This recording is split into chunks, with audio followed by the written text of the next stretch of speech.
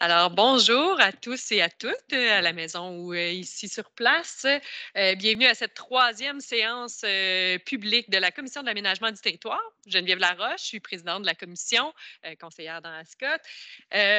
Aujourd'hui, on a un bel ordre du jour. Je vous présente quand même les personnes qui sont avec nous pour la commission. On a M. Yves Tremblay, qui est directeur du service de la planification et de la gestion du territoire. On a Mme Lynne Dansereau, qui est chef de section à la réglementation au service de la planification et de la gestion du territoire. On a bien sûr nos élus, pardon, j'ai tout inversé ça, moi. On a bien sûr nos élus, à ma droite, Mme Fernanda Louz, M. Claude Charon, Mme Christelle Lefebvre. On a notre vice-présidente, Mme Danielle Berthold, qui n'est pas avec nous aujourd'hui, qui avait une contrainte.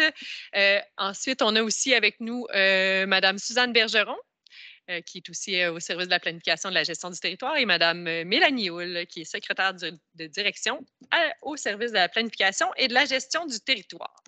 Alors, comme pour tout début de commission publique, je vous rappelle qu'il s'agit d'une commission politique consultative du Conseil. Nous, ce qu'on a comme mandat, c'est de fournir au comité exécutif et au Conseil municipal des recommandations. Donc, nous ne sommes pas décisionnels, mais nous sommes là pour recommander et surtout pour creuser à fond les dossiers pour pouvoir soulever les enjeux avant que les dossiers se rendent au Conseil. Évidemment, les citoyens et les citoyennes qui sont intéressés par un sujet peuvent venir assister ici dans la salle ou nous écouter aussi en différé parce que les enregistrements sont disponibles sur le site Internet. Si vous êtes ici dans la salle, il faut savoir qu'il n'y a pas de période d'interaction ou d'échange de questions. Par contre, si jamais il y a des sujets qui vous interpellent particulièrement, il est possible d'écrire à la commission sur le site de la Ville. Vous aurez l'adresse courriel, nous faire part de vos commentaires et bien entendu, nous les partageons avec l'ensemble des membres de la commission pour être sûr que cette information-là puisse circuler et qu'on puisse en prendre connaissance. Vous pouvez aussi venir directement en conseil municipal pour nous poser des questions aussi suite aux travaux d'une commission. Pour le reste, je pense qu'on va passer rapidement, pas de photos, tout ça, mais en même temps, on est enregistré. Donc, si vous avez le goût d'entendre ce qu'on a dit, vous pourrez le faire autant de fois que vous voudrez.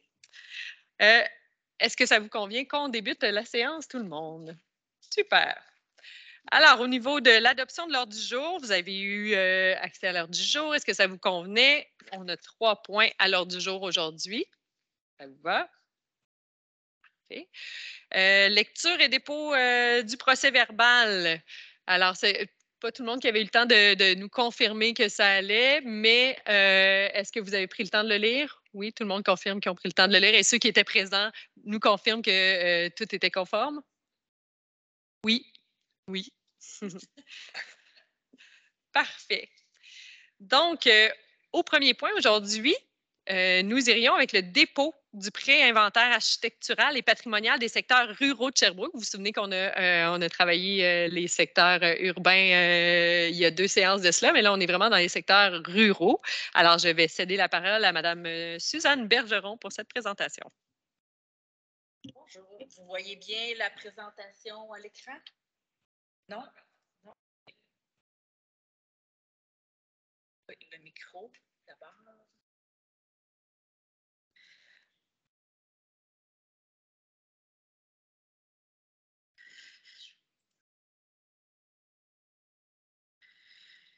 Voilà, je vais Est-ce que vous voyez bien la présentation à l'écran? Oui. Donc, allons-y. Aujourd'hui, comme il était discuté, je vais vous faire la présentation du pré-inventaire architectural et patrimonial là, des secteurs ruraux de Sherbrooke. C'est un inventaire qui a été réalisé en 2020 par notre consultant Mongrain à l'art. C'est un pré-inventaire qui a été cofinancé dans le cadre de l'entente de développement culturel entre le ministère de la Culture et la ville de Sherbrooke dans le cadre de l'entente 2015-2019. Le pré-inventaire a été réalisé en 2020, déposé en 2021. Au départ, le secteur visé, je vais vous le montrer. Dans le fond, c'est tout ce qui était à l'extérieur des secteurs urbains qui avait été réalisé dans l'inventaire architectural de 2017 à 2020. Donc, il y avait 51 secteurs urbains. Et le secteur visé, c'est tout ce qui est à l'extérieur, donc des secteurs urbains, périurbains ou de villégiature. Ça représentait 1664 bâtiments, environ 1100 dates de construction et 600 avec date de construction. Quand on a épuré les 1100 dates de construction, on a retenu 860 bâtiments parce qu'il faut savoir que les bâtiments qui ont 100 dates de construction, c'est principalement des bâtiments récents non qui viennent juste d'être construits. Mais il y a aussi des bâtiments qui ont une date de construction zéro.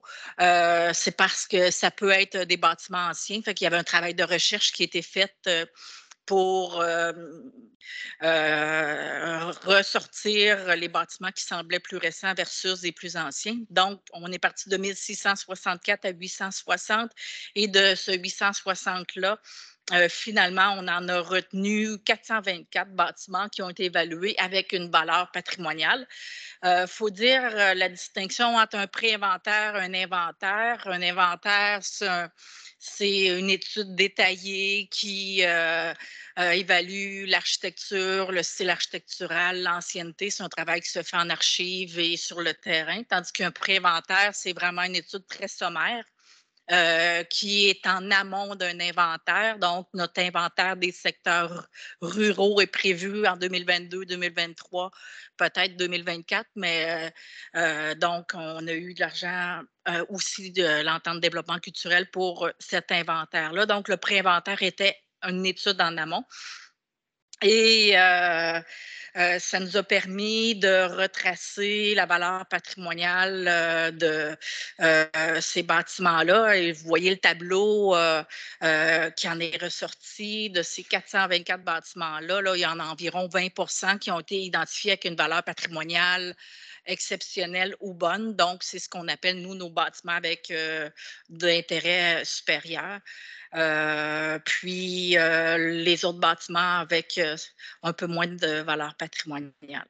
Donc, l'objectif aujourd'hui c'est un dépôt, mais aussi une adoption. Un dépôt du pré-inventaire qui est en quelque sorte une liste avec des photos.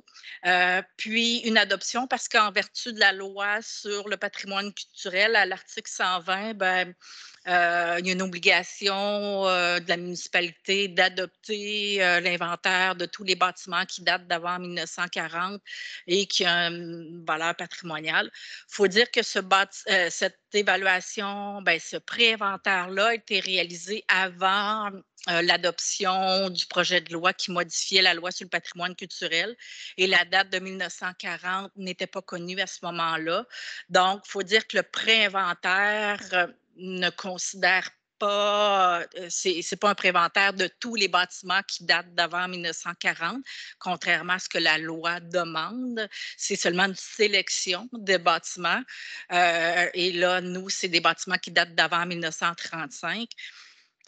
Et il faut dire aussi que ce pré-inventaire-là, comme je vous ai montré dans le tableau, c'est pas tout des bâtiments à valeur patrimoniale, c'est seulement 20 du pré-inventaire. Donc, on l'adapte, on vous propose de l'adopter, recommander au conseil de l'adopter parce que l'objectif, c'est, on est en étape de processus de révision de règlement de démolition, puis jusqu'à ce qu'on ait un pré-inventaire complet et un inventaire détaillé des secteurs ruraux, ben, entre-temps, si on peut éviter la démolition de certains bâtiments, avec les bâtiments, les 424 bâtiments qui ont une valeur patrimoniale, ben, au moins ces 424 bâtiments-là, on aura cette information-là. Donc, c'est pour ça qu'on adopte ce pré-inventaire-là, malgré qu'il n'est pas complet et il ne couvre pas ce qui est prévu à l'article 120 de la loi sur le patrimoine culturel, mais soyez assurés que dans le cadre de notre inventaire des secteurs ruraux qu'on va entamer 2022, 2023 et possiblement 2024, ben là, on va suivre les dispositions de l'article 120 de la loi Et on va pouvoir adopter un inventaire possiblement plus en 2023 qui va se conformer à ces dispositions-là. Donc, ça fait le tour si vous avez des questions et commentaires. Merci beaucoup. Est-ce qu'il y avait des questions? Monsieur Charon? Non, j'ai Oui. bien apprécié le document. Oui. C'est certain que ça va être le fun de voir l'évolution. Je pense que c'est pour ça qu'on l'appelle un pré-inventaire, c'est ce qu'on prévoit d'autres choses à rentrer. Mais le document est bien fait, puis je trouve que c'est un bon patron pour continuer, là. Non, puis je trouve important que justement on vienne protéger quand même ce qu'on a déjà de connu avant pour se donner le temps aussi de faire l'inventaire, mais s'assurer qu'on ne perde pas des bâtiments qui ont une valeur. Madame Lefebvre? Ben, oui, moi j'avais justement un questionnement, mais qui a été répondu par rapport à la protection là, qu'on pouvait avoir, tu sais, parce qu'il va y avoir éventuellement des changements de zonage ou des opportunités qui vont sortir. Et là, ma question, c'est comment on s'assure, tu sais, quand il y a un changement qui est fait dans du zonage ou un truc comme ça, pour que, tu sais, est-ce qu'il y a des mécanismes pour que ça pop là directement? Attention, dans cette zone-là, il y a un secteur patrimonial, il y a un lot ou quelque chose qui est identifié pour s'assurer, tu sais, que cette information, elle nous revienne ici à la CAT ou en CCU d'arrondissement. Bien, c'est justement là l'objectif qu'on avait déposé, l'inventaire des secteurs urbains. Il y a deux commissions. Et là, aujourd'hui, qu'on dépose et qu'on recommande au Conseil d'adopter le pré-inventaire des secteurs ruraux, c'est principalement parce qu'on est à l'étape de révision de notre règlement de démolition. Euh, Justement, le projet de loi 69 là, qui vient modifier la loi sur l'aménagement, l'urbanisme et la loi sur le patrimoine culturel oblige les municipalités à réviser leur règlement de démolition et de l'adopter avant le 1er avril 2023. Et là, on est très avancé dans notre processus et on vient assujettir les bâtiments à valeur patrimoniale. Donc, on a identifié justement les bâtiments qui avaient une valeur patrimoniale A exceptionnelle, B bonne et C moyenne de nos deux inventaires, mais aussi plusieurs autres bâtiments qui étaient cités, classés, inventaire des lieux de culte. Donc, la révision de notre règlement viendra vraiment protéger la démolition de nos bâtiments. Puis, il faut dire aussi qu'il y a un autre règlement qui s'en viendra aussi pour l'occupation et l'entretien. Donc, c'est un projet à venir aussi qui est directement relié avec ces deux inventaires-là également. Là. Oui, parce que là, on parle de démolition, mais moi, je parle de modification ou tu sais, dénaturation du lieu ou juste, tu sais, ça peut arriver là qu'il y ait des choses qui arrivent sur notre table, on doit prendre une décision, mais il faut, tu sais, que cette information, elle pop, attention, patrimoniale. Là. Bien, il faut dire que dans notre plan d'action de la politique du patrimoine culturel, avec le dépôt de l'inventaire des secteurs urbains, mais aussi le dépôt de l'inventaire des secteurs ruraux, donc celui qui est à venir, on prévoit la refonte des aires de PIA, là, du règlement de PIA.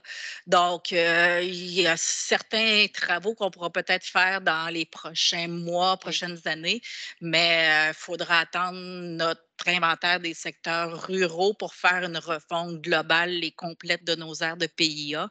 Mais c'est un des objectifs principaux, c'est de tout revoir nos aires pour finalement mieux protéger et assujettir à une réglementation plus fine nos secteurs parce que on sait que certains secteurs, peut-être à Saint-Élie, à Brompton et même à Lennoxville, qui devront être agrandis, modifiés. Donc, la délimitation sera à revoir avec le niveau de détail qu'on a dans nos inventaires des secteurs urbains et ce qu'on va avoir pour les secteurs ruraux. Ça va être un travail très simple et facile à faire parce qu'on a des données en multitude de données. Bon.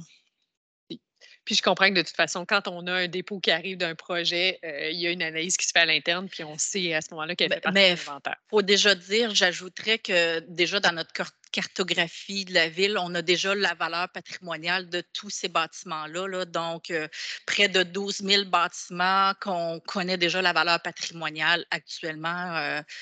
Donc, nos inspecteurs urbanistes et autres ont déjà un son de cloche et connaissent déjà, ont accès déjà à cette information-là. Merci beaucoup. J'ai M. Tremblay et Mme Dansereau qui voulaient faire un petit commentaire rapidement parce qu'on est dans notre assez serré. Mme Bergeron a couvert beaucoup d'éléments, là, puis dont aussi des éléments futurs pour le contrôle, le suivi. Ce qu'il faut retenir, c'est que pour pouvoir faire la traçabilité des dossiers, surtout sur les types de demandes et la répercussion, ben, c'est de faire l'inventaire et de compléter. Donc ça, une fois que la photo elle est là, ben, ça nous permet par la suite de développer les outils pour créer les drapeaux rouges ou les drapeaux oranges, là, quand vient le temps, par exemple, d'émettre un permis de construction. Mais l'autre opération qui est le plus importante, c'est toute la notion d'inspection qui permet aussi d'intercepter là où il n'y a pas de permis qui est demandé, mais qu'il y a des travaux qui se font aussi. Et ça aussi, c'est une autre action qu'il faut vraiment mettre en place chez nous, du côté de la ville, avec des inspections qui ne sont pas nécessairement attribuées au permis de construction, mais qui ne sont justement pas attribuées dans le cadre de permis de construction pour intercepter tout ça. Mais ça, c'est un autre débat. J'avais une question pour vous, Mme Bergeron, concernant le programme d'accompagnement qu'on a maintenant en main pour pouvoir accompagner les propriétaires privés qui veulent faire de la restauration de leur propriété en respect, bien sûr, du volet patrimonial de leur propriété.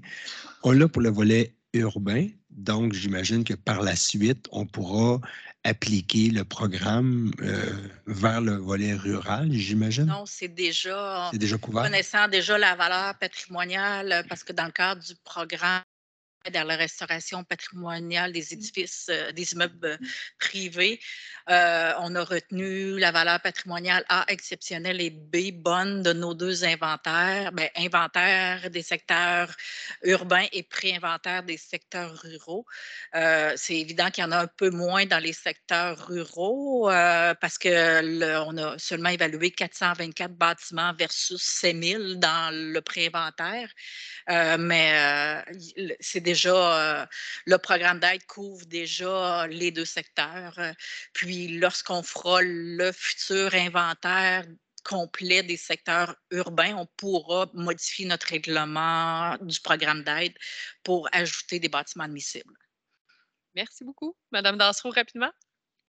Oui, je voulais seulement apporter une précision à l'effet que la commission ici reverrait le règlement de démolition pour le proposer, le recommander au conseil municipal. Cependant, l'application, quand il va avoir la liste dans le règlement de démolition des immeubles avec un intérêt patrimonial supérieur, classe ABC, je crois, Mme Bergeron, ça va être, l'application va se faire par le comité de démolition. Ce n'est pas chacun des immeubles pour lequel il va y avoir une demande de démolition qui vont être revus ici. Ça va être revu par le comité de démolition, qui est un sous-comité de la commission d'aménagement du territoire. Absolument. Sur lequel je siège, Mme Louze, M. Charon en poste remplaçant et Mme Berthold qui n'est pas avec nous. C'est ça. Donc, si ça vous va, il faut maintenant, on a une résolution à faire aujourd'hui pour le recommander au conseil. Donc, je vous en fais la lecture. Il est résolu aujourd'hui de recommander au conseil municipal que la version finale du pré-inventaire architectural et patrimonial des secteurs ruraux de Sherbrooke de 2020, pré-inventaire des secteurs ruraux, réalisé par Guy Mongrain en 2020, daté de février 2021, soit et est déposé. Vous êtes tous et toutes à l'aise avec ça. Merci. Et l'autre recommandation aussi qui est très importante. Ah, pardon. Oui, c'est les deux. Je fasse la totale. Hein? Oui. Que la version finale du pré-inventaire des secteurs ruraux soit et est adoptée conformément à l'article 120 de la loi sur le patrimoine culturel, tout en considérant que les 424 bâtiments principaux inventoriés sommairement n'ont pas tous une valeur patrimoniale, n'ont pas tous été construits avant 1940 et que cette évaluation couvre uniquement une sélection des immeubles du territoire visé. Donc, on vient dire, on va le préciser dans le temps, mais on adopte cette version pour l'instant. Ça vous convient aussi? Merci. Donc, on passerait au point suivant, au niveau du plan d'action, fait que vous avez reçu tardivement, je m'en excuse, les petits ajustements. Lors de la dernière séance, pour ceux qui n'auraient pas écouté la dernière séance, on avait fait des ajustements au plan d'action. Il y avait eu des commentaires. Donc, je me suis assurée, avec M. Tremblay aussi, d'intégrer vos commentaires dans ce format-là. Je vais le partager à l'écran. Ça ne sera pas bien long. Donc, l'idée aujourd'hui serait de revoir rapidement les modifications qui ont été faites pour être certaine que ça correspond bien. Ça ne sera pas long. Voilà. Que ça vous convient, les modifications qui ont été faites. Et par la suite, j'aimerais aussi valider avec vous, on avait travaillé, ça c'était à l'époque où il n'y avait pas encore de séance publique, mais on avait travaillé une première liste de partenaires potentiels à inviter. Je l'ai remis, j'ai fait quelques ajouts, mais j'aimerais ça qu'on la valide aussi pour qu'on essaie de voir si on couvre assez large. Déjà aujourd'hui, avec notre atelier de travail, merci Mme Bergeron, avec notre atelier de travail, on a vu qu'il y a peut-être des ajouts à faire. On a parlé de Destination Sherbrooke, entre autres. Donc, on va venir la finaliser, voir si ça répond bien aux différents dossiers qu'on a priorisés dans notre plan d'action, mais tout ça assez rapidement. Fait que je vous propose qu'on y aille assez sommairement dans les endroits où il y a des points, des petites sections en rouge. Est-ce que vous aviez eu le temps de le regarder? Ou on parle de la liste des partenaires? Non, des plans d'action. Des plans d'action? Oui, moi, j'avais plusieurs remarques. Oui? OK.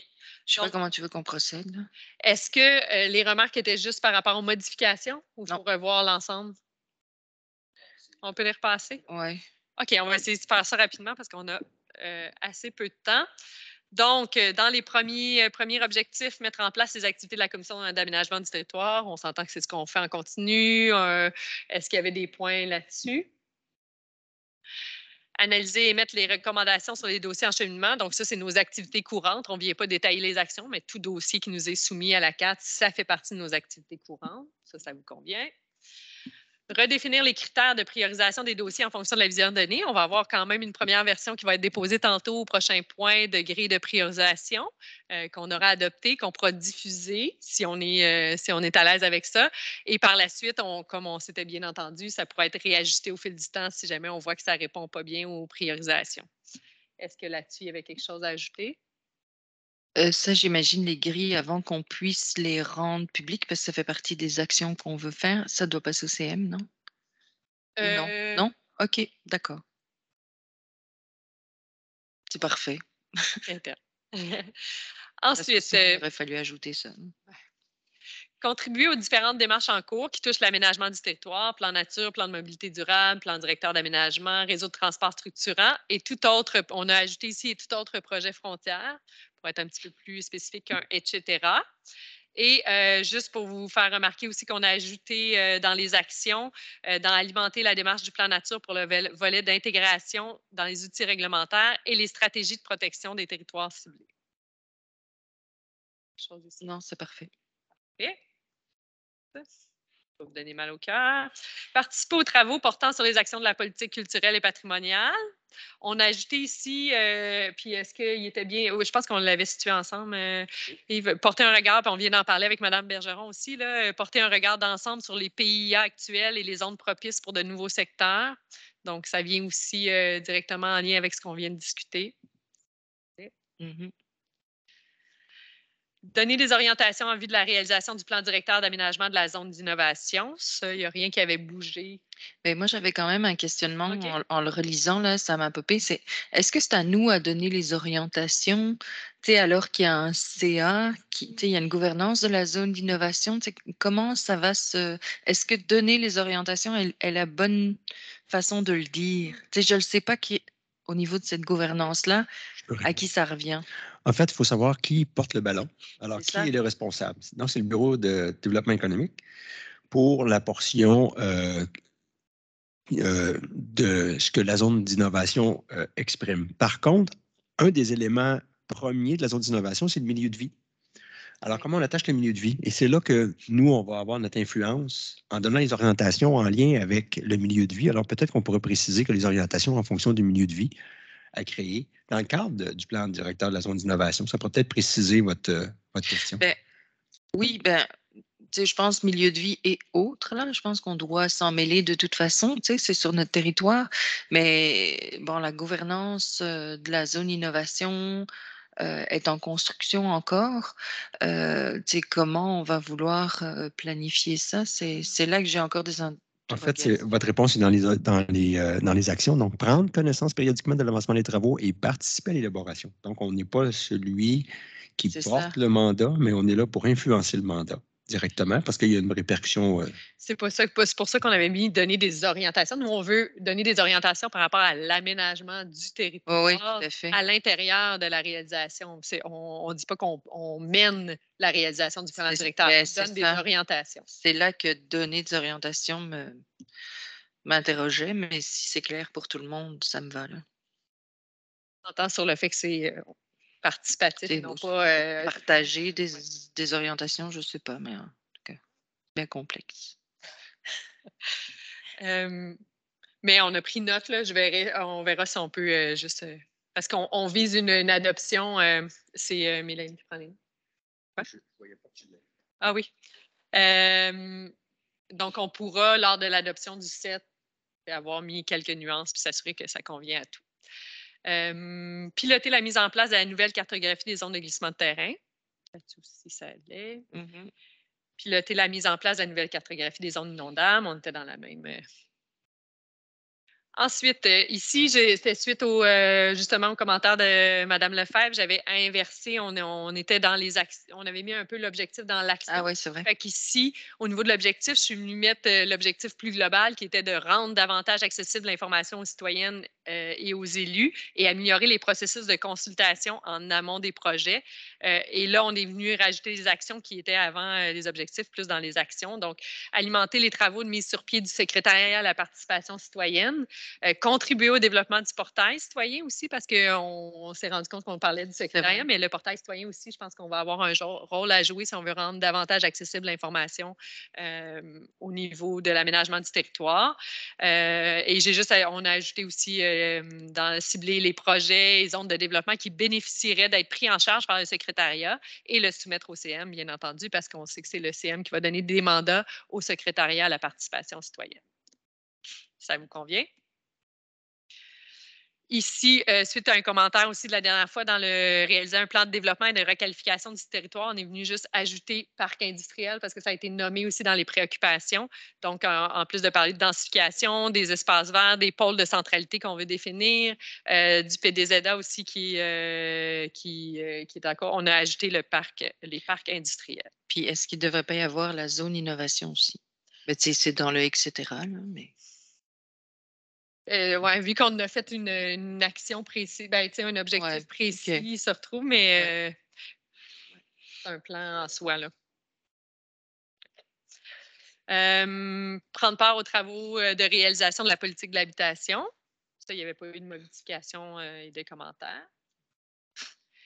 Contribuer à la révision, à l'adaptation de la réglementation des programmes incitatifs. Ici, j'ai ajusté aussi en fonction des commentaires. On a ajouté évaluer les balises que nous souhaitons mettre ou pas pour encadrer l'hébergement de courte durée de type Airbnb. Émettre des recommandations, c'est ici dans la formulation, c'est juste qu'avant, il était juste écrit programme de rénovation. Fait que je suis venue préciser, émettre des recommandations sur la gestion des programmes de rénovation. Revoir la réglementation entourant la gestion des immeubles détériorés. Ça, c'est un ajout qui a été fait en fonction des différents dossiers qui ont été présents dans les actualités dernièrement. Puis, se pencher sur la possibilité d'encadrer davantage la construction de logements en sol, qui était une préoccupation qui a été nommée. Donc, est-ce que ça vous convient? Okay. Bon, participer à la révision du schéma. Ah, ici. Demander de me faire des signaux parce que comme je suis dans le plan d'action. Ah, c'est vrai, c'est ton écran. OK.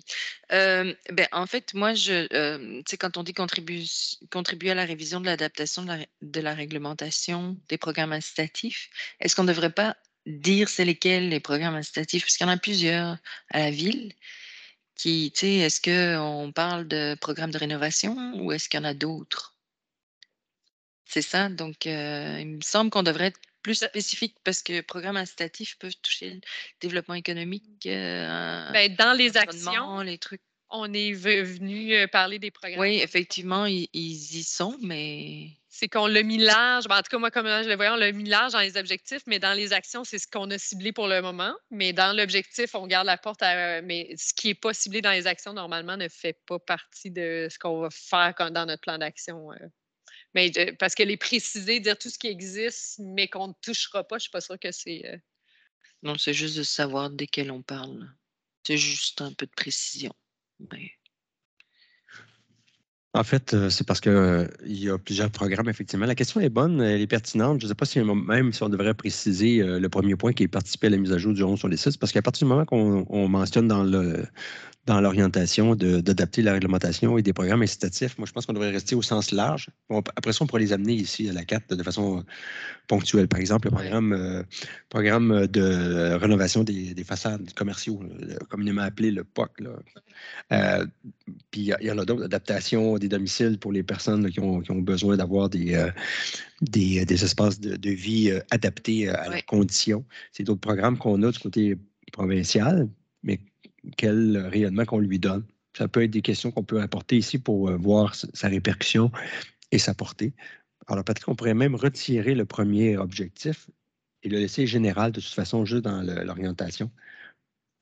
En même temps, il faut déterminer des actions, puis il y a des choses qui sont déjà prévues, comme le 120406 aussi. Il y en a plusieurs qui sont assez précis, le Airbnb, l'hébergement courte durée. Il y a des choses qui sont précises, qu'on sait sur lesquelles on doit se pencher.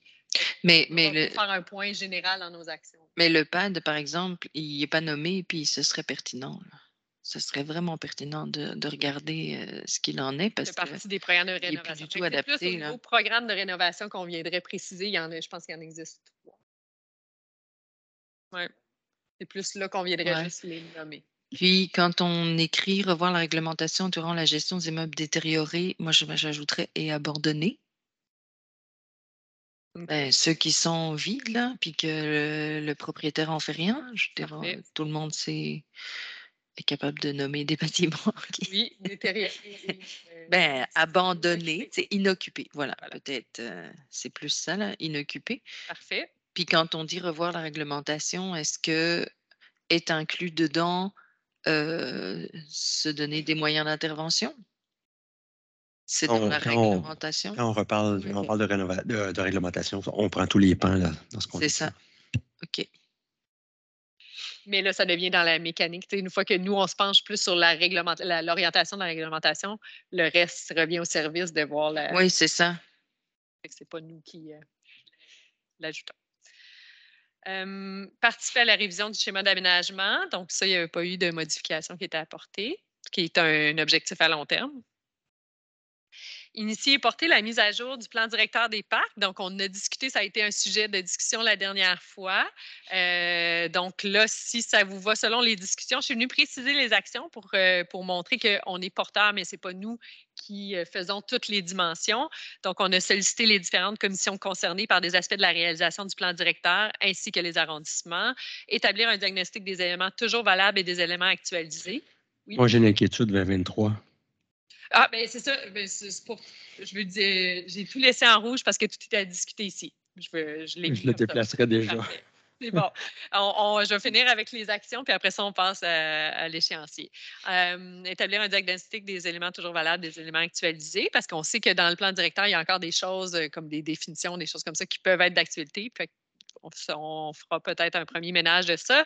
Et en collaboration avec les commissions et les services rattachés, ainsi qu'avec les arrondissements, réaliser un échéancier, une répartition des mandats pour la mise à jour du plan directeur des parcs.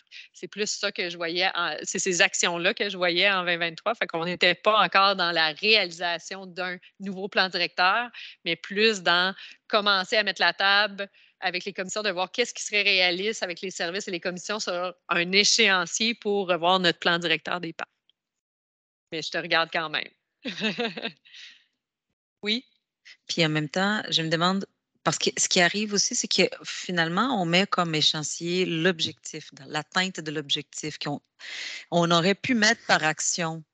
Des fois, normalement, dans un plan d'action, l'échéancier, c'est par action, c'est pas nécessairement par objectif, mais la façon comment le tableau est construit, ça fait en sorte que finalement, l'échéancier, c'est de l'atteinte de l'objectif qui devrait tout être, admettons, je sais pas moi, 2025. C'est à la fin de notre mandat, il faut qu'on remplisse tout ça. Mais l'objectif, en tout cas, c'est juste ça. La date devrait être plutôt rattachée aux actions et pas à l'objectif, à mon avis. On peut, pour les besoins de la cause, parce que moi, ça m'aide aussi de dire à quel moment on le débute et c'est pas obligé que non plus, on peut mettre plusieurs années, des X dans plusieurs années pour dire on l'entame la réflexion en 2023, mais on l'étend puis on sait que ça aboutira pas avant 2025. Là.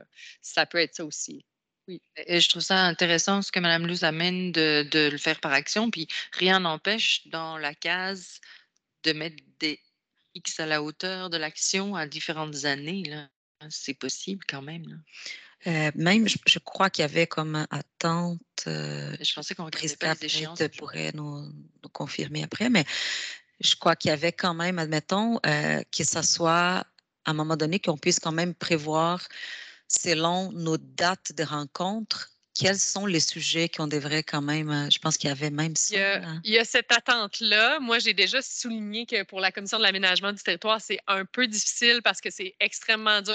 Nos temps vont varier beaucoup en fonction des dossiers courants qu'on n'a pas le choix aussi de continuer à faire avancer. Fait que nos temps en dossier de fond, on va essayer de statuer sur quand même toujours au minimum 1 heure de dossier de fond. C'est ça. Il se peut que ça n'arrive pas, puis c'est très difficile parce qu'il y a aussi la capacité, quand on arrive avec un dossier de fond, il faut que les services aient eu le temps de travailler. Fait que là, il y a un enjeu aussi, il y a une restructuration SPGT, il y a un enjeu de planification, d'être capable de dire à telle rencontre, on va parler de tel sujet, puis eux autres vont être prêts à nous amener un dossier d'analyse. C'est un petit peu difficile spécifiquement pour la Commission de l'aménagement du territoire en ce moment de grande transition.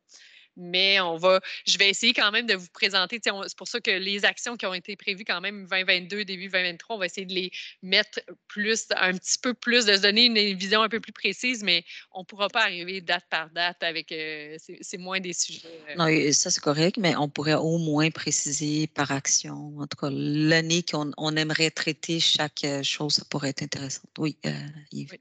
Je peux déjà vous dire que c'est ambitieux, ce plan d'action-là. Il est ambitieux, là, c'est sûr, parce qu'il y a beaucoup de... En arrière des phrases, là, il y a beaucoup de travail à préparer et à débattre. Ça va être ambitieux pour vous aussi, là, comme commission. Alors, peut-être, c'est pour ça que rajouter quelques X là, sur des dates là, pour donner un peu d'air, parce que ça va être effectivement assez prenant. Mais je propose que M. Tremblay et moi, on se rassoit quand même pour la prochaine ou qu'on revoie un petit peu plus l'échéancier. Vu qu'on a 3 semaines entre les deux. Puisqu'on peut faire, on peut changer même le titre de la colonne au lieu de dire échéancier, parce qu'échéancier, ça veut dire qu'on veut finir, mais on peut juste changer le titre, tout simplement dire l'année de traitement, je ne sais pas, là, ou l'année de début pour revenir, de parce que là, on est très serré dans le temps. Là, on est déjà supposé être dans notre autre point. Fait que on va vous revenir avec une proposition, mais on a pris en note les préoccupations. Ensuite, par rapport, on a ajouté 2 autres points aussi qui étaient un peu passés sous la loupe dans les dernières. Question de rajouter de l'ambition à notre plan ambitieux. Non, mais ici, favoriser l'agilité dans les dossiers qui comportent des enjeux particuliers, c'était un peu d'être capable d'avoir la latitude de se saisir de tout enjeu d'actualité touchant l'aménagement du territoire pour analyse à la carte. Qu'on n'ait pas toujours, pour certains dossiers précis, à demander un mandat s'il y a des actions ou des recommandations à faire assez rapidement. On avait dit sur ce point-là, je pense, on avait une conversation là avec M. Tremblay, où plutôt que mettre enjeu d'actualité, c'est mettre enjeu particulier. Je viens de lire, je l'avais ajouté dans la mienne, mais vous n'avez pas. Non, je viens de dire particulier. Tu as dit actualité. J'ai dit particulier. Ah. J'ai lu, puis devant moi, c'était particulier. OK, excusez-moi. Pas de problème, mais c'est probablement parce que toi, moi, je suis dans l'autre. Oui, c'est ça. Je me suis mis des notes. Ouais. Puis, porter un regard, l'autre point qu'on a ajouté, porter un regard d'ensemble sur l'évolution du design urbain. C'est un point qui nous avait un peu échappé, puis c'est Mme Dansereau qui nous a ramené en agenda à dire que c'est un point qu'on n'a pas placé. Design urbain, je ne sais pas si en quelques mots, une petite explication pour dire en quoi ça comporte. En fait, ça va aussi loin que, par exemple, le fait de revoir le gabarit d'une rue. On fait l'espace pour la piste cyclable, pour les trottoirs en banquette, pour faire en sorte qu'on puisse statuer sur le cadre qui va venir orienter les équipes quand ils ont à refaire, par exemple, une nouvelle rue parce qu'on doit la reconstruire, comment on la refait? Meilleur exemple, Galt Ouest, là, qui est en train de se refaire. On fait de la place pour le réseau cyclable, on fait davantage de place pour les trottoirs et on rétrécit là, la largeur des voies véhiculaires là, classiques. C'est du design urbain. Les aménagements de placettes tout autour du pont des Grandes Fourches, ben, il faut avoir aussi l'esprit de ce qu'on veut en faire de ces placettes-là, des places publiques, par exemple. Donc, ça rentre dans le design urbain. Donc, c'est de vous demander votre intérêt pour nous donner une certaine orientation qui nous permet de donner une direction dans l'aménagement.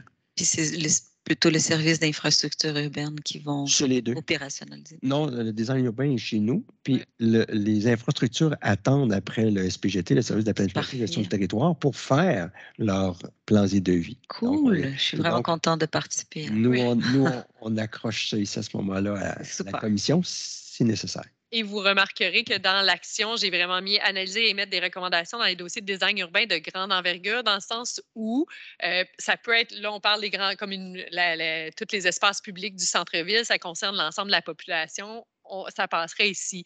Parfois, du design urbain, ça peut être très circoncis sur un mini bout de rue local dans un secteur, où là, on l'amènerait plus en arrondissement parce que c'est vraiment plus de l'ordre de la gestion de proximité.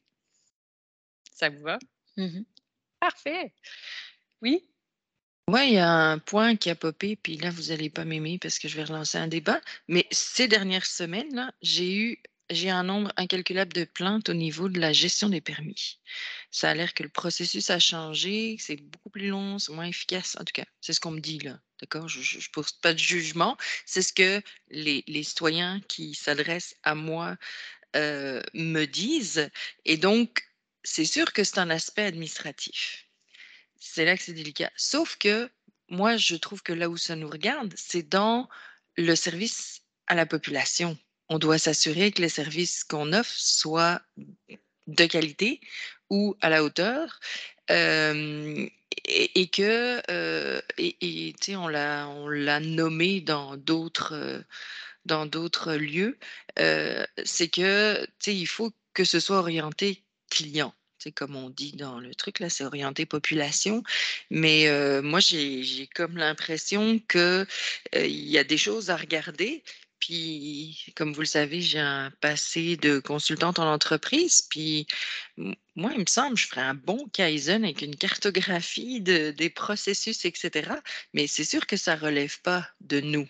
Sauf que, politique qui fait ça. je sais, mais sauf que la qualité des services rendus à la population, parce que c'est nous qui sommes imputables pour ça. Si ça ne marche pas, là, c'est nous qui allons nous faire tirer des roches. C'est pas dans le mandat de la commission. À la limite, ça serait le CM ou le CE, mais pas la commission, parce que c'est pas dans notre mandat qui est vraiment d'émettre des recommandations par rapport au développement et à la... Mais en tout cas, moi, de ce que je vois de l'extérieur, là, c'est qu'il y a des choses à regarder de ce côté-là. Puis, tu sais, je l'ai déjà soulevé, la communication entre les services qui touchent l'aménagement du territoire, parce qu'il y en a plusieurs. Mais sans rentrer, parce qu'on est vraiment en train de déborder sur notre temps, là, mais je ne sais pas si Yves, M. Tremblay, vous vouliez rajouter. C'est clairement un mandat de la direction générale qui capte l'information des élus, par exemple, et qui en fait un mandat par la suite là, interne administratif. Donc, ça peut pas rentrer comme un objectif de juste nous assurer de la qualité des services à la population et aux personnes. C'est opérationnel, c'est pas de la vision, c'est pas de l'orientation, c'est pas du démarchage, du développement du territoire. Non, mais il y a quand même, tu sais, au niveau des élus, on a quand même un rôle de vérificateur, je peux dire, là.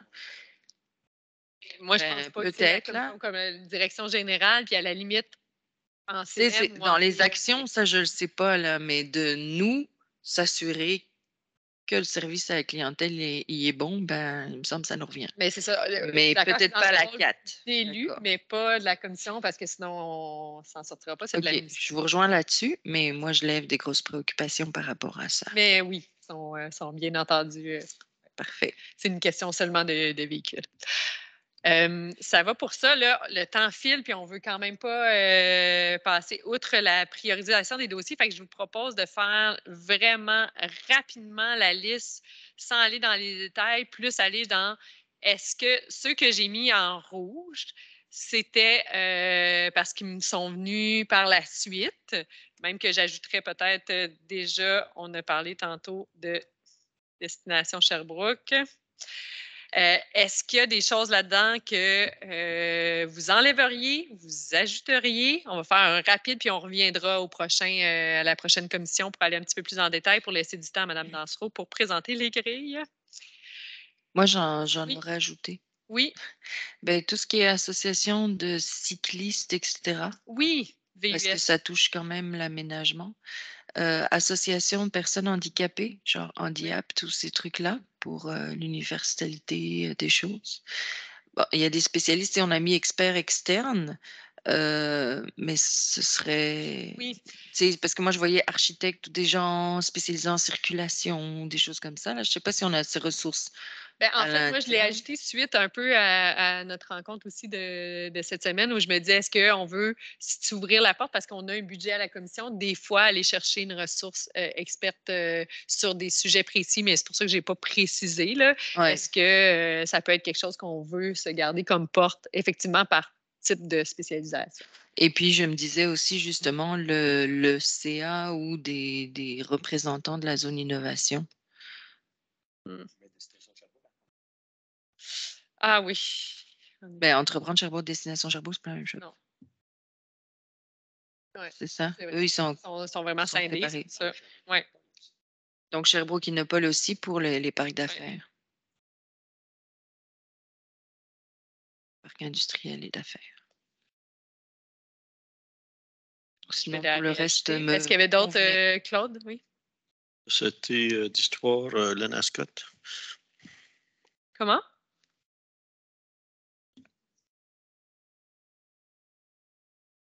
Société d'histoire. Oui, vous avez vu que j'ai rajouté Musée d'histoire de Sherbrooke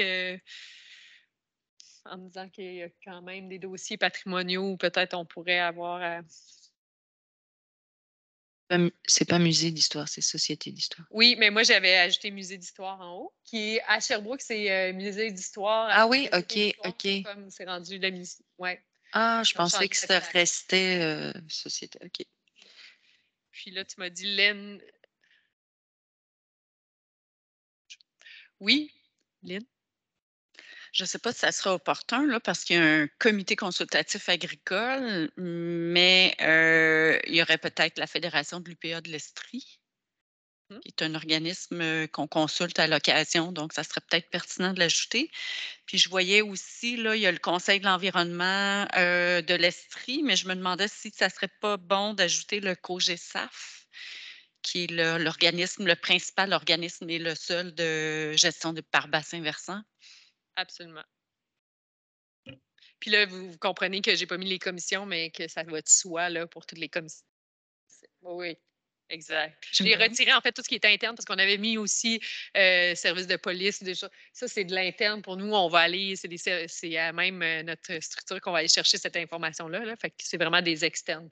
Je me demande, c'est quoi l'objectif d'avoir une liste? C'est juste pour qu'on puisse s'y référer? Ben, On n'est pas obligé de rester. Non, OK.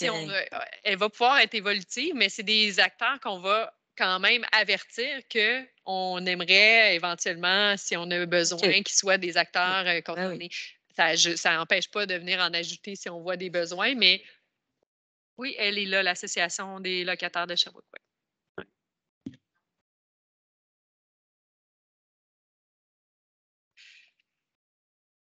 Ouais. Est-ce que ça.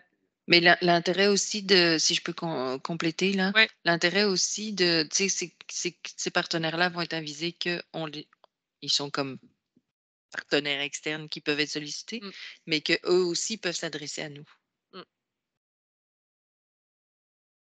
Que s'ils suivent les travaux, puis il y a des sujets qui vont passer, puis qu'ils auraient le goût d'émettre, mais comme toute la population peut le faire, en fait. Ouais. Ils ne sont pas dans la liste, ils ont le droit Ben pareil. oui, absolument. C'est ça. Oui, Oui, tout à fait. Mais ça donne un message de les intéresser à ce qu'on fait aussi. Là. On est un petit peu en retard. C'est la première commission en retard. Là. Vous allez me taper sur les doigts, mais est-ce que ça vous va qu'on y aille comme ça? Si jamais vous avez d'autres, de toute façon, comme on dit, été voltige, si vous avez d'autres idées qui vous viennent, là, on a 3 semaines avant la prochaine commission. Fait que n'hésitez pas à me relancer. Puis moi, pour la prochaine commission, je vais essayer de préciser les échéanciers, puis surtout de placer ces partenaires-là selon les dossiers qu'on a de notre plan d'action.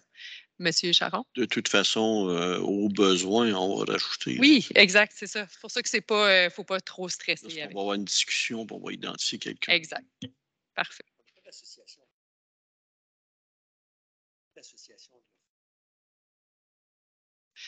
Oh.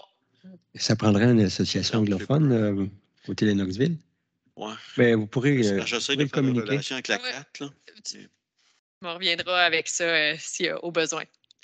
Alors, là, je suis désolée, on va dépasser un petit peu notre temps, là, mais je vous laisserai aller, Mme Dansereau, avec la présentation, le dépôt et diffusion des grilles de priorisation de traitement des demandes. Donc, c'est des grilles qu'on a vues quelques fois, je pense 2 ou 3 fois, qui sont revenues, qui a eu des petits ajustements. Donc là, on présente une version qui, si elle nous convient, serait déposée et pourrait être rendue publique pour, entre autres, orienter nos promoteurs. Oui, juste avant de présenter les grilles de priorisation du traitement des demandes, je vais faire juste une petite mise en contexte. La section urbanisme là, qui touche plus particulièrement la planification du territoire, la réglementation et le patrimoine, elle touche ou elle traite plutôt des demandes de diverses natures. Donc, on pense aux modifications au règlement d'urbanisme, les dérogations mineures, les plans d'implantation d'intégration architecturale, les usages conditionnels, etc., les plans projets de lotissement, ainsi que les demandes à portée agricole. Ça génère un grand volume annuellement là, autour de 450 demandes. Les demandes sont de diverses natures, mais aussi certaines nécessitent une collaboration importante d'intervenants, soit internes, externes, qu'on pense aux services infrastructures urbaines ou à Hydro-Sherbrooke. Donc, il y a des dossiers qui s'échelonnent sur plusieurs mois, voire années, et ils nécessitent plusieurs versions ou bonifications, négociations au fil du temps. Donc, la section planification, réglementation et patrimoine s'était dotée de grilles de priorisation du traitement des demandes. Il y a une grille, là, vous les voyez à l'écran, il y a une grille pour les modifications réglementaires et il y a une grille pour les plans projets de lotissement et les projets intégrés. Tous les autres types de demandes, PIA, dérogations mineures, etc., n'ont pas de grille de priorisation. Ils sont traités selon l'ordre de réception de la demande complète et officielle. La commission de l'aménagement du territoire a revu les critères de priorisation en fonction de sa mission et de sa vision et souhaite les diffuser, les grilles, afin que les demandeurs en soient informés.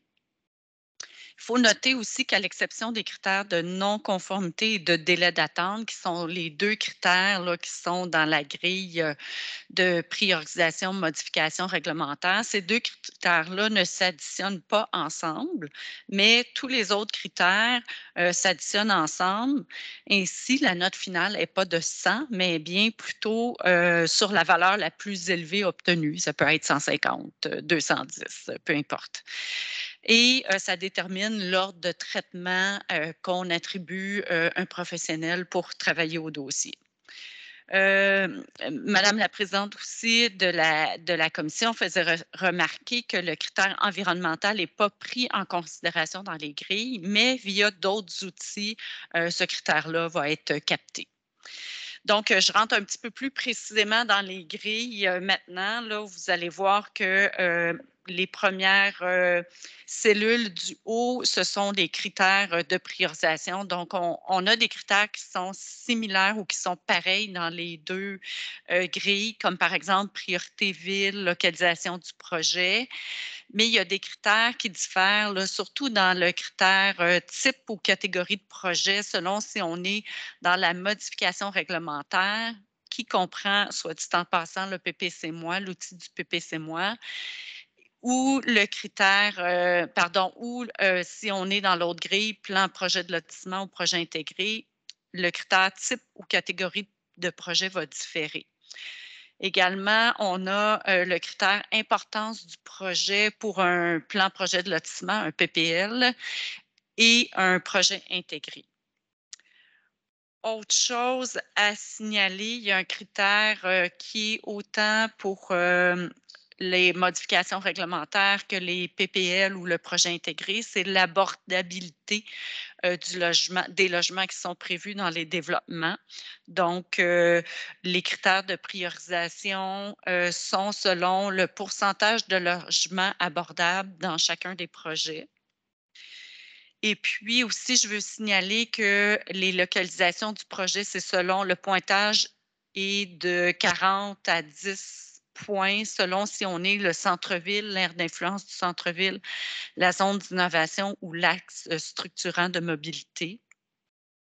Je peux faire juste une petite note Oui, là-dessus. absolument. On avait parlé, puis ça, je tiens à le mentionner dans nos travaux préalables, on avait mentionné l'intérêt d'avoir les pôles de centralité aussi dans le pointage, mais ce qu'on s'est entendu, c'est pour ça qu'on dit que c'est une grille en évolution. En ce moment, les pôles de centralité ne sont pas définis. C'est dans notre plan d'action de les définir. Fait que de les mettre dans la grille maintenant, alors qu'ils ne sont pas définis, ça ne nous permettait pas de les cibler. Mais c'est une volonté que, oui, on veut miser sur des projets qui vont être à proximité, là où il y a déjà des services au centre-ville. On veut favoriser, entre autres, par ça, la densification et tout, mais on est conscient que dans les pôles de centralité aussi, on va vouloir venir densifier, mais on ne les a pas encore identifiés. Fait que ça va venir dans un deuxième temps. Peut-être juste terminer avec l'explication de la grille, puis après, Mme Lefebvre, je vous laisserai intervenir.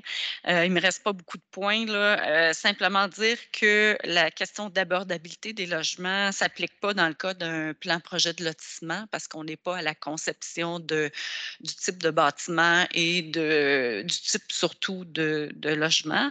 Et aussi, dossiers vont être traités à un moment ou à un autre, là. Ça vient juste dire c'est lequel dossier on prend en premier pour le travailler à l'interne. Donc, actuellement, on a plusieurs agents à la section planification, réglementation, patrimoine. On est capable de gérer les demandes, mais à l'occasion, il peut y avoir certains projets qui vont être priorisés dans le traitement. Puis souvent aussi, ce qui peut jouer sur l'ordre de traitement des demandes, c'est qu'on est à l'occasion en attente de documents du promoteur ou du demandeur. Donc, ça peut venir jouer dans le délai. Et on peut travailler plusieurs projets en simultané également. Donc, ça vient moins impacter l'ordre de traitement des demandes. Il y avait Mme Lefebvre, ensuite M. Charon. Oui, donc on a eu beaucoup de discussions par rapport à tous ces critères-là là, dans une séance d'atelier, là, en tout cas non officiel, on va dire. Et là, moi, je ne vois pas apparaître de pointage pour des projets où c'est de la construction écologique, où il y a des éléments écologiques, puis il me semble qu'on en avait parlé, puis qu'on avait dit qu'on voulait que ça ait des points. Donc, ça, je trouve ça assez dommage. Et on avait eu aussi des discussions sur l'importance du projet quand c'est des plans projet de lotissement, projet intégré. Au niveau des mètres carrés, moi, je trouvais que ce n'était pas un argument qui méritait des points, dans le sens que si on donne des points, c'est parce plus on donne de points, ça veut dire plus on veut des projets comme ça, mais est-ce que vraiment on veut plus de projets commerciaux de plus de 1000 mètres carrés par rapport à des moins? C'est là que moi j'ai un malaise parce que il n'est pas dit que c'est peut-être plus pertinent d'avoir des plus petits que d'avoir des gros. C'est pas la pertinence qu'on vient capter ici avec la grille. C'est juste à quel moment le dossier va être traité. C'est juste ça. OK, mais plus il y a de points, plus il va être prioritaire. Donc, ça veut dire que si on est cohérent, on va le traiter rapidement, effectivement. Mais donc, s'il est prioritaire, c'est parce qu'on en veut plus. Parce que c'est c'est quelque chose qu'on veut prioriser. Donc, c'est là que moi, cet aspect de mètre carré là, pour moi, ça me rentre pas dedans. Pour voir la pertinence puis l'importance, c'est les règles actuelles. C'est quoi les règles actuelles? C'est le schéma d'aménagement.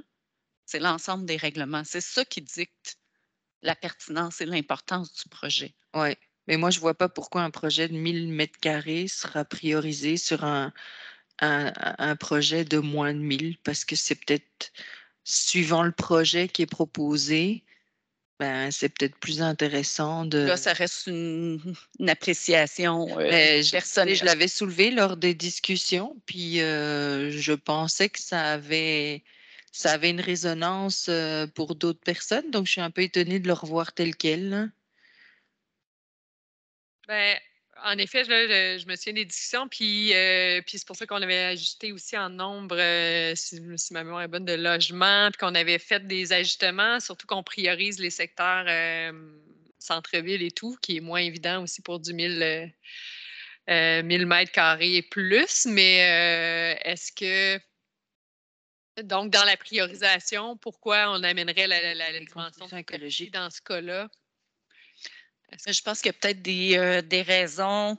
Si c'est un plus grand commerce, il y a un plus grand rayon de desserte. Il y a plus au niveau de la circulation, des trucs comme ça. Je pense que ça demande peut-être à être traité plus rapidement à cause de l'ensemble des impacts. Mais ça ne veut pas dire qu'un projet commercial, Ça peut être, il peut. C'est ça, comme je dis, il y a plusieurs agents là, qui travaillent en même temps, puis ça ne veut pas dire que l'autre va être tassé puis mis sur la traque à Non, mais côté. tu sais, quand on parle de nombre de logements, puis de logements abordables, ça, oui, tu sais, ça, on veut augmenter ça, surtout dans la situation actuelle, mais au niveau des mètres carrés, tu sais, est-ce qu'on a besoin de plus de commerces de grande surface ou plus de commerces de ben, encore là, ça dépend de la nature. Parce c'est qu'une ça, mais c'est épicerie, pour c'est ça une que je grande trouve que surface. c'est pas un bon critère, mais c'est mon opinion. Je Ouais. peux apporter un éclairage en addition de Mme Dansereau. Ce que je comprends ici, parce que tous les dossiers vont être traités, puis tous les dossiers vont être considérés et appréciés en fonction de la portée qu'ils vont offrir, qu'ils soient grands ou petits, à valeur commerciale, par exemple. Ce qui est mentionné ici, c'est lequel passerait peut-être avant l'autre dans le traitement. Donc, si vous voulez interchanger en fonction du gabarit de l'espace, là, faites-le. Là. Ça, c'est votre choix. Là. Nous, Mais moi, c'est pas inversé. Je trouve pas qu'on devrait considérer cet aspect-là pour le Que commercial. ça mérite un pointage quelconque. Oui, c'est ça. Donc, il n'y aurait pas de pointage du tout pour le volet commercial. Par rapport à la surface? Non, mais est-ce que le volet commercial serait pointé ou pas? En même temps, Ah oui, ça, éventuellement. Ben, oui, éventuellement, on pourrait pointer du commercial, mais pas en fonction de sa surface. c'est ça. Moi, ce que je vois, là, c'est que le commercial, fonction parce que du là, commercial. on parle de la grille de plan, projet de lotissement et projet intégré. Donc, on aime ça, avoir dans un plan comme ça du commercial qui peut être intégré. Donc, on veut donner un pointage pour qu'il y ait des commerces en fonction aussi des plans qui vont se développer, qu'on ait des commerces de proximité. Mais effectivement, est-ce que la superficie, ça serait de laisser un pointage pour s'il y a du commercial dans le projet?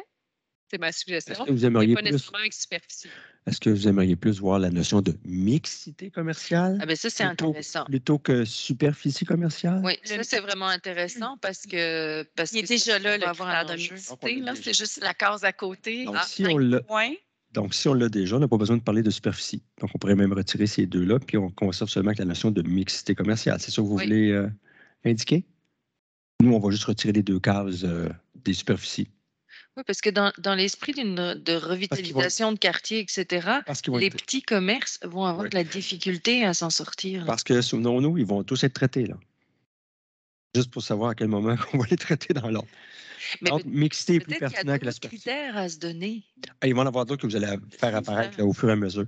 Mais je pense que pour avancer aujourd'hui, là, pour simplifier les choses, on retire les cases concernant les superficies de commerce, puis on va conserver seulement celles qui impliquent la mixité commerciale, qui a un pointage d'importance pour le moment. Là. On est au mois de juin aujourd'hui. On pourrait avoir un pointage de 15 à ce moment-là qui réunit commercial et mixité. Oui, pour ce qui est de la première question de Mme Lefebvre concernant les bâtiments ou les habitations à valeur écologique, le problème, c'est de définir c'est quoi, comment on le définit. Là. Alors, donc, on ne voulait pas aller là. C'est davantage plus de dire, ben, si c'est un volet de l'habitation, il va avoir de toute façon son poids en fonction de son rayonnement, où est-ce qu'il est sur le territoire. On pourra le préciser si vous voulez. J'aimerais ça, oui, qu'on y revienne dans un autre travail de fond, parce que, bon, il y a l'efficacité énergétique, il y a... ça mérite d'y repenser, effectivement. Et ça lutte contre les îlots de chaleur, etc. Il y a plein d'aspects qu'on pourrait noter, là. Mais moi, je trouverais ça important qu'on les priorise, ces projets-là, parce que à travers ces grilles-là, c'est un petit peu les orientations qu'on donne aux promoteurs aussi, de dire voilà ce que nous, la ville, on aime. Exactement. En fait, ça vous permet d'apprécier là, la grille pourra donner aujourd'hui. Exact. Donc, on part avec un premier canevas, on continue à réfléchir, puis elle va être modulable de toute façon dans le temps en fonction des influences qu'on voudra cet donner. aspect-là, je voudrais vraiment qu'on y revienne. Ouais. Oui, puis il faudra voir où il s'inscrit parce que dans une grille plan projet de lotissement ou projet on n'est pas rendu à savoir quel type de bâtiment souvent. Fait que, tu sais, il va falloir le bien le situer. Oui, mais il moi, va je suis falloir d'accord qu'il faut affiner, là, continuer mais... là-dessus, pour voir où ça peut rentrer en ligne de compte. Oui. Mais puis je redis que c'est une grille qui se veut en évolution. Ce qui a été mentionné souvent dans les travaux qu'on a faits, c'est qu'on voulait que le logement abordable donne une priorisation. On a parlé beaucoup des critères environnementaux, mais là, on sait qu'il y a autre chose comme outil qui va venir baliser de ce côté-là. On voulait aussi que ça soit que la requalification et le développement à l'intérieur des zones déjà urbanisées soit priorisé.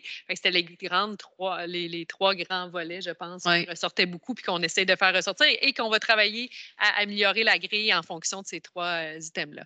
Oui, Lynn. Madame.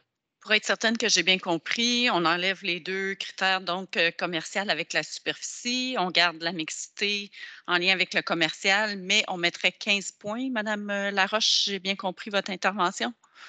Moi, c'est une proposition. Vous me direz ce que vous en pensez parce que là, si on avait du commercial, on mettait un 10 points. Puis, en plus, on venait rajouter le 5 points de la mixité. Fait que je venais réunir ce 15 points-là dans mixité. Est-ce que ça vous va? Parce que quand on parle de mixité commerciale logement. OK, pas mixité commerciale toute seule. Parce que ça pourrait être ça aussi. T'sais, parce que la mixité, c'est pas juste... Effectivement, mixité avec le logement, parce que mixité commerciale en soi, c'est commercial. Dans le sens où c'est l'enveloppe commerciale. Ouais, là, on veut moi, vraiment. Développement économique. Hein, non, mais la notion de mixité, ici, c'est vraiment une vraie mixité complète. Oui, OK, d'accord. Donc, est-ce que. Oui? Dernière petite intervention sur l'aspect construction écologique. Je trouve ça très intéressant. Puis ça m'amène à Ça fait longtemps qu'on aimerait ça à Sherbrooke qu'il y ait plus de, je sais pas, toit blanc, végétal, toit vert, etc. Mais ça pourrait peut-être être dans le plan d'action. Plus dans le plan d'action. Exactement.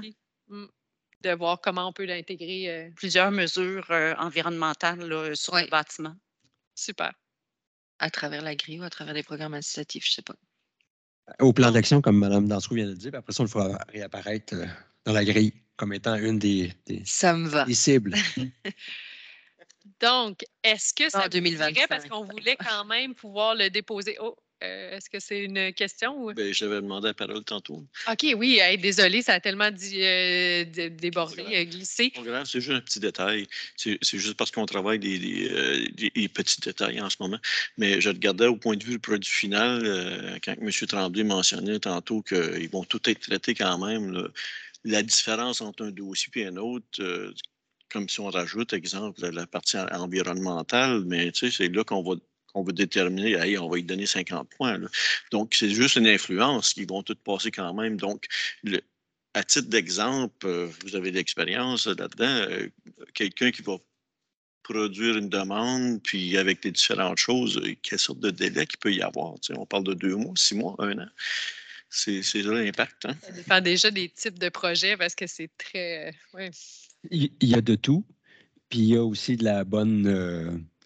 des bons échanges d'influence dans le projet. Là. Vous le voyez d'ailleurs dans les projets qu'on n'a pas présentés en public, mais en huis clos, comment est-ce qu'un projet a beaucoup de va-et-vient. Puis le projet lui-même va évoluer, puis il va regagner ses points aussi, parce que souvent, il y a des moments morts dans l'évolution d'un projet en tant que tel, qui fait qu'on le rebalance là, selon l'influence que le promoteur lui donne, puis selon quelle priorité qu'on lui donne aussi.